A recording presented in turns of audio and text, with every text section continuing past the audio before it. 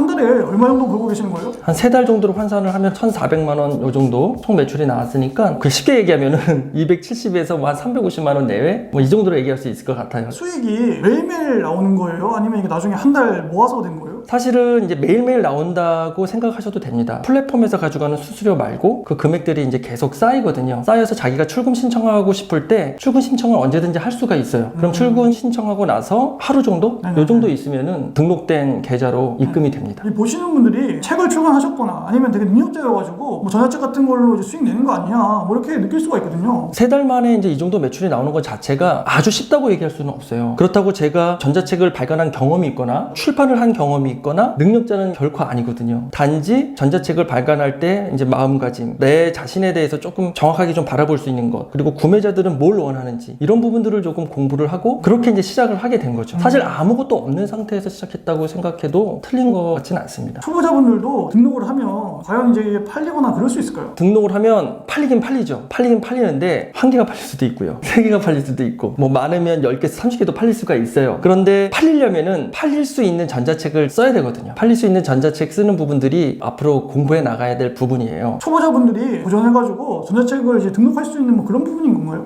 전자책을 도전하는 것은 누구나 할 수 있습니다. 누구나 할 수 있고요. 전자책을 시도하는 것 자체가 뭐 막혀 있는 건 아니기 때문에 하지만 이제 잘 팔려야 되니까 그 전자책을 쓸 때 어떠한 주제로 쓸 건지 또 구매자들이 원하는 게 무엇인지 자신이 쓸 수 있는 분야에 대해서 그 주제를 좀 잘 고민할 수 있는 시간이 되게 필요할 것 같아요. 만약에 여러분들이 가지고 있는 뭐 SNS 플랫폼이라든지 개인 브랜딩, 퍼스널 브랜딩을 하시면 상당히 전자책 판매되는 데에도 많은 도움이 될 수 있다고 생각을 합니다. 전자책이라는 부업을 시작하게 된 계기가 뭐죠? 처음에는 이걸로 뭐 돈을 많이 벌어야지 부업을 해야지 이런 게 아니라 정말로 좀 정보를 제공하고 싶다 그런 마음으로 했는데 이것이 좀 많이 통한 것 같아요. 진정성이. 그래서 많이들 구매를 해주셔서 지금 이제 매출이 그래도 어느 정도 나오고 있는 편이죠. 지금 이제 크몽이라는 사이트를 이용해서 지금 올리고 계시잖아요. 네. 전자책 등록했을 때 이 수익 구조가 뭐 어떻게 되는 거예요? 재능마켓 사이트들의 수익 구조들은 많이 비슷한 부분들이 있어요. 특히 전자책 부분 같은 경우에는 전자책을 쓰신 분이 80% 플랫폼에서 20%의 수수료를 가져가거든요. 전자책이 25,000원이다 그러면 그거에 20%인 5,000원을 플랫폼 회사에서 가져가고 20,000원을 전자책을 발간한 분이 가져가는 거죠. 들어보니까 나도 한번 해볼까 하는 분도 계실 거잖아요. 보시는 분들이 전자책을 만약 작성을 하려고 해요. 그럼 뭐부터 시작해야 돼요? 먼저 여러분들이 생각하셔야 될 부분은 내가 뭘 잘할 수 있는지, 다른 사람들이 날 볼 때 뭘 잘한다고 이야기를 하는지. 글 쓰는 것 자체를 너무 싫어하면은 처음 이제 발간을 준비할 때 되게 어려움이 있어요. 하지만 글 쓰는 거를 못 하더라도 전자책을 쓰고 싶을 수 있잖아요. 그러면 자기에 대한 도전을 또 하는 겁니다. 글 쓰는 거에 대해서. 그래서 그런 부분들도 좀 준비를 하셔야 되고요. 또 다른 하나는 실제로 구매자분들이 원하는 게 무엇이 있을지, 구매자가 원하는 부분들을 내가 정보를 수집해서 데이터화할 수 있는 것, 이런 부분들도 사실은 전자책의 컨텐츠로 사용될 수가 있거든요. 그러니까 누군가는 자기의 시간을 할애하기가 되게 어려운 사람들이 있잖아요. 어떤 정보를 알기 위해서 막 일주일, 한 달을 고생해야 하는데 만약에 전자책에서 어떤 정보들이 체계적으로 잘 되어 있다 그러면 그거 구매해가지고 데이터들을 금방 접할 수 있으면 얼마든지 메리트가 있기 때문에 그런 부분들을 여러분들이 생각하시고 준비하셔도 도움이 될 것 같습니다. 구매자분들이 어떤 것을 원하는지 파악하는 게 중요하다고 했는데 그거를 파악하려면 어떻게 해야 돼요? 그러니까 전자책 사이트에 들어가 보시면 카테고리별로 다양한 전자책의 주제들이 있거든요. 처음에 말씀드렸던 것처럼 내가 좋아하거나 내가 할 수 있거나 심지어는 내가 배우고 싶은 것도 가능합니다. 내가 배우고 싶은 것을 공부하면서 전자책으로 만드는 건데 이게 말이 돼? 이렇게 얘기할 수도 있잖아요. 근데 어떤 부분은 초보자가 초보자를 가리키는 경우들도 있어요. 그런 부분들에 대해서도 공부하면서 대신 이 안에 진정성과 정말 구매자들이 필요하는 내용이 무엇인지를 명확하게만 알 수 있다면은요 충분히 전자책의 컨텐츠가 또 될 수 있다고 생각이 됩니다. 전자책이 되게 많아요. 되게 많은데 그 중에서 유독 판매량이 압도적이더라고요. 그 비법이 뭐죠? 그러게요. 일단은 정말 감사한 일인데 아까 말씀드렸던 것처럼 전자책에 대해서는 저도 특별한 능력을 가지고 있는 게 아니었거든요. 근데 이제 전자책을 준비할 때 무엇을 좀 염두에 뒀냐면 진정성과 신뢰감을 염두에 두었어요. 이 전자책을 보게 될 분들에게 이 내용이 그냥 대충 만들어가지고 뭐 어느 정도 내용만 채워서 이게 아니라 다양한 성격과 다양한 유형의 분들이 볼 거기 때문에 모두에게 일단 공통적으로 통할 수 있는 내용들, 그리고 내가 전하고자 하는 정보들이 정말 그 분을 위한 것, 한 명 한 명 한 명이 봤을 때 아 이건 정말 나를 위해 쓴 전자책인 거구나 라는 마음을 줄 수 있는 것들을 계속 고민을 했고요. 실질적으로 그것이 시작이 돼서 첫 고객이 좋은 후기를 남겨주고 그러면서 두 번째, 세 번째, 네 번째 이렇게 쭉 후기들이 남겨지니 보니 다른 분들이 전자책을 구매할 때 그 후기를 보고 전자책을 구매하게 되었던 거죠. 그러면 전자책 주제를 정할 때 어떤 걸 써야 될지 모르는 사람들도 많잖아요. 주제를 정하는 방법은 뭘까요? 그러니까 주제를 정하는 방법은 내가 뭘 잘하는지 모르는 경우가 있잖아요. 질문 주신 것처럼. 그런데 전자책은 써야겠어. 그러면 무엇을 하냐 그러면은 우리가 흔히 얘기하는 벤치마킹이라고 하잖아요. 전자책 카테고리의 주제들을 쭉 보시고 제목들이 눈에 들어오거나 혹은 그 주제 테마들이 마음에 들어오는 것들이 있거든요. 그러면 그 중에서 내가 할 수 있는 것, 구매자에게 필요한 것들, 그걸 그냥 과감하게 주제를 선정을 해서 너무 조급하면 안 돼요. 전자책은 이제 차근차근 하나씩 이제 준비를 해가는 과정이라면 얼마든지 전자책 컨텐츠로 충분히 발간이 될 수 있는 주제는 된다고 생각이 되어져요. 그럼 발간하기 위해서 들어간 시간 있잖아요. 시간. 네네네. 시간은 얼마 걸렸어요? 저 같은 경우에는 처음에 전자책 발간할 때 총 페이지 수가 86페이지였거든요. 하루에 1시간 정도씩 전체 시간을 굳이 환산을 한다 그러면은 한 15시간? 많으면 20시간 정도까지 되는 것 같아요. 15시간에서 20시간을 투자해가지고 발간을 했는데 매출이 이제 한 달에 300에서 350이 나오고 그게 거의 순수익에 근접한 수익으로 들어온다. 네, 맞습니다. 조금 보충해서 말씀드리면요. 매출은 점점점 올라갑니다. 처음에는. 그리고 고점을 찍었다가 아무런 그 이후에 반응이 없으면 판매자가 구매자들을 위한 감사함의 피드백이라고 그러는데 저는 그거를 업데이트로 하고 있거든요. 그게 없으면 매출은 다시 떨어져요. 왜냐하면 그 전자책의 내용이 트렌드에서 점점점 멀어지기도 하고 그리고 이제 많이들 구매도 했고 이런 부분들 때문에 저 같은 경우에는 계속 업데이트를 하고 그러니까 한 번 올리고 땡이 아니라 어느 시점에서 계속 업데이트를 해서 새로운 정보들을 제공해야 된다. 아주 강력한 인플루언서 같은 경우에는 관리 부분은 안 하는 경우들도 있지만 만약에 초보자분들이라 그러면 환불 정책 같은 경우도 그냥 과감히 추진을 해보시는 것도 나쁘지 않습니다. 그 이유는 환불을 하게 되면은 평가 자체를 할 수가 없게 되거든요. 그 부분이 아까워가지고 환불 정책을 안 하게 되면 한 번 남긴 평가들은 그대로 끝까지 가는 거거든요. 그 다음 구매 고객도 좋지 않은 평가를 넣었을 때 이미 이제 이 전자책은 조금 어려워질 수 있어요. 그렇다고 가장 주의하실 것은 가짜 고객 평가를 써서는 안 됩니다. 이거는 플랫폼 알고리즘이 금방 잡아내요. 그러니까 다 알고 있거든요. 결코 자기가 자기의 고객 평가를 쓴다던가 후기를 쓴다던가 이러면 이거는 정말 주의하실 부분이세요. 다 압니다. 이 부분을 조금 여러분들이 생각해 두시면은 좋을 것 같으세요. 들어보니까 조금 관심이 생겼어요. 나도 이제 큰 몸이 들어가지고 전자책을 등록해야겠다 느꼈던 이제 분들이 계실 거예요. 네네네. 그러면 어떻게 처음에 등록하면 됩니까? 등록해야겠다라고 생각했을 때라면 컨텐츠가 이제 완성이 된 경우들일 거란 말이에요. 이런 경우에는 전자책을 등록할 때 이게 생각보다 쉽지가 않습니다.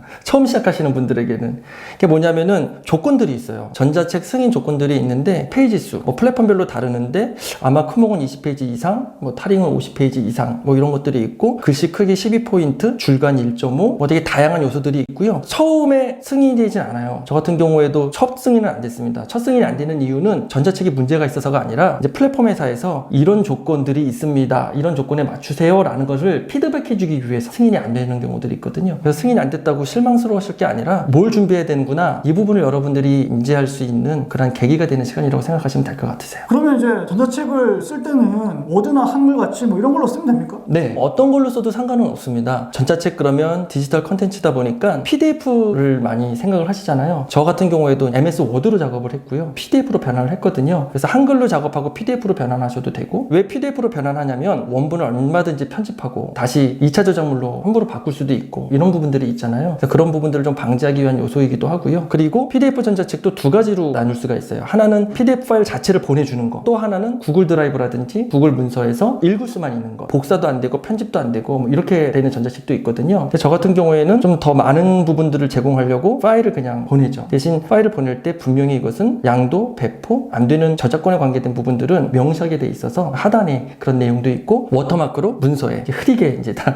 처리가 되어 있습니다. 장점만 있는 건 아닐 거잖아요. 단점이나 이제 좀 어려운 점도 있을 텐데 그런 부분들은 어떤 걸까요? 사실은 전자책이 판매되기 시작하면은 아주 어려운 부분들은 없어요. 단지 이제 후기 하나가 좀 기억에 남는 게 있었는데 그게 좋은 후기는 아니었어요. 그러다 보니까 이게 정말 이분이 이야기한 게 맞나? 이분이 아니라 99.8%분은 그렇게 얘기를 안 해주셨는데 이제 이런 부분들을 귀 기울이게 되더라고요. 귀를 기울여야 될 부분도 있고 또 귀 기울이지 않아도 되는 부분들이 있는데 일단 처음에는 귀를 기울여야 된다고 생각이 되어졌거든요. 그래서 그런 부분이 좀 어려웠었고요. 이제 이런 경우 있을 수 있죠. 뭔가 되게 심각한 프로젝트에 하루 이틀 전혀 짬나는 시간이 안 되는데 주문이 들어왔어. 그런데 이게 하루 이틀 후에 발송이 돼. 이러면 이제 신뢰감에 문제가 되고 전문가 등급란에도 그런 퍼센티지들이 나와요. 주문 성공률, 메시지 수신율 뭐 이런 것들이 있어서 이제 장기적으로 등급들이 올라가야지 노출도 많이 될 수도 있는 부분이거든요. 전자책 판매에도 시작을 하셨다면 성실한 게 되게 중요한 것 같아요. 그러면 이게 홍보 마케팅도 해야 되잖아요. 그렇죠. 네. 개인이 할 수 있는 게 뭐가 있을까요? 일반적으로 개인이 할 수 있는 가장 쉬운 방법은 뭐 제가 말씀을 드리지 않아도 아시겠지만 SNS 플랫폼을 활용하는 겁니다. 각자 개인마다 자신만의 페이스북,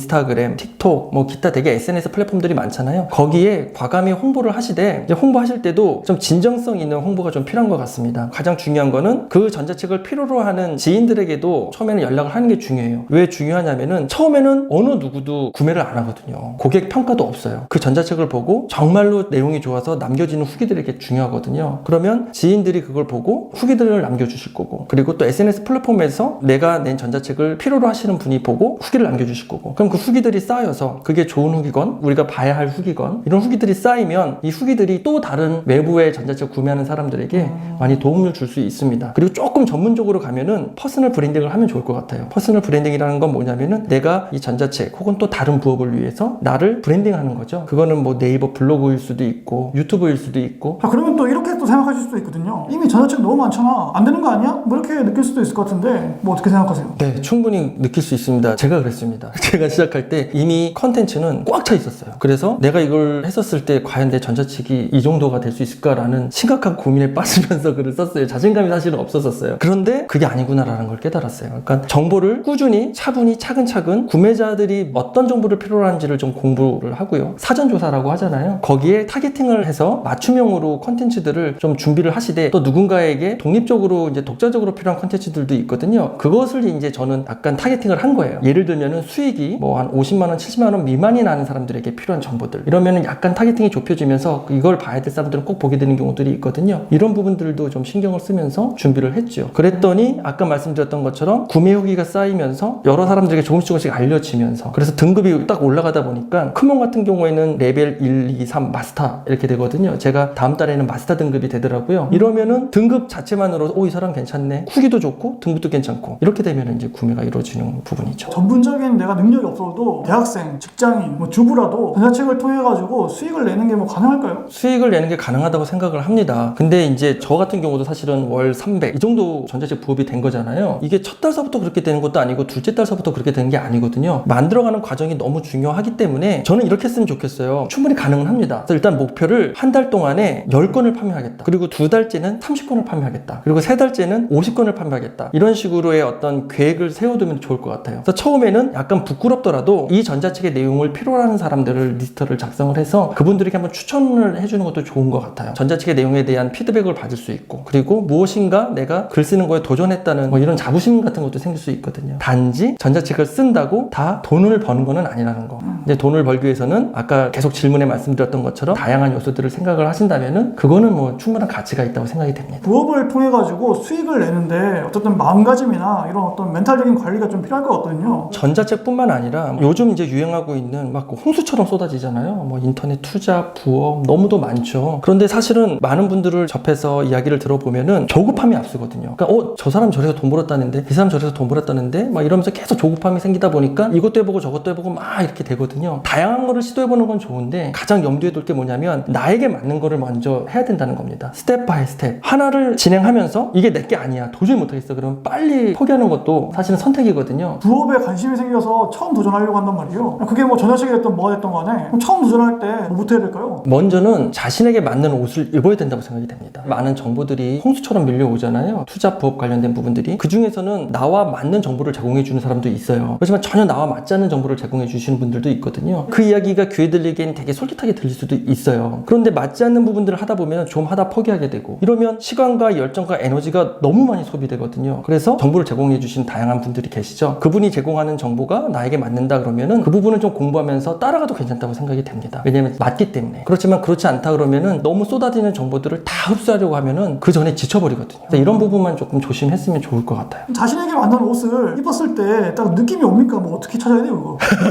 네, 자신에게 맞는 옷을 입었을 때 저는 느낌이 왔어요. 자신에게 맞는 옷이라는 게 뭐냐면 부업에 대한 컨텐츠를 도전하는데 자기에 맞지 않으면 막 불편해요. 우리 옷도 막 쫄티를 제가 막 입으면 좀 뭔가 불편할 거 아니에요. 그것처럼 불편하면 어떤 현상이 나타나냐면 하기 싫고 불안하고 이런 케일 수도 있었어요. 되게 다정한 아빠였는데 이제 애가 막 우니까 조용히 어쩌고 저쩌고 하고 욕을 해버린 거예요. 아, 이건 나에게 맞는 게 아니다 라고 하셔서 정말 그게 공감이 가더라고요. 뭔가 나에게 맞지 않으면 불편해요. 하기 싫고 시간 막 낭비하는 것 같고 막 계속 스트레스, 조금이라도 그런 부분들이 든다 그러면은 그 부분은 맞지 않는 거라고 생각하셔도 되지 않을까 생각이 됩니다. 관심이 생기면 시도는 해보되 뭔가 하기 하기 싫어지고 거리감이 느껴지고 이러면 그다음부터는 이제 그냥 안 하면 된다. 이게 되게 애매해요. 그렇다고 또 안 하면은 할 수 있는 것들이 없어요. 그렇잖아요. 아, 이것도 안 하고 저것도 안 하고 이러면 안 되는 거잖아요. 사람마다 기준이 다르잖아요. 자신을 아는 게 중요하다고 생각한 게 뭐냐면 선택을 못하고 이 선택, 저 선택, 이 선택, 저 선택 다 하다 보면은 뭐 하나 제대로 되는 게 없어서 하나씩 채워가면서 예를 들면 저 같은 경우에 블로그 쿠팡 파트너스로 시작을 했죠. 이거를 통해서 전자책이 나왔고 또 전자책을 통해서 또 다른 부업의 파이프라인들을 만들고 그거에 세부적으로 테크 트레이드를 만들고 초보자들도 이러한 과정까지 갈 수 있다는 부분인 거죠. 직장인분들이나 대학생분들, 주부님들께 마지막으로 한마디 드린다면 내가 소중하게 생각하는 부분들까지 뒤로 하면서 하는 거는 저는 조금 지양했으면 좋겠습니다. 투자 부업 그럼 사실 돈이잖아요. 그냥 정확히 얘기하면은. 그러니까 돈보다 중요한 것의 가치는 분명히 최우선순위로 두되 잘 조율하면서 접근했으면 좋겠고요. 난 못해, 난 할 수 없어, 이런 부분들도 사실 조심스러운 부분입니다. 여러분들이 여러분들에 맞게 할 수 있는 것들이 참 많은 것 같아요. 저 같은 경우도 전자책으로 매출을 많이 일으킬 수 있었다라는 확신은 사실 없었거든요. 이 매출은 어떻게 될지 진짜 모르는 겁니다. 전자책 부업을 시작하건 어떤 부업을 시작하건 여러분들의 옷에 맞고 하나씩 채워간다는 도전, 즉 하나 만들고 2개 정도 알아보고, 제 개인적인 생각으로는 좀 그렇게 접근을 했으면 좋겠습니다. 먼 길 오셔가지고 좋은 말씀 나눠주셔가지고 네, 정말 감사했습니다. 아, 감사합니다. 구독자님들도 오늘 이렇게 또 시청해주셔가지고 감사드리고요. 또 다음에 더 좋은 소식으로 찾아뵙겠습니다. 예, 오늘 감사했습니다.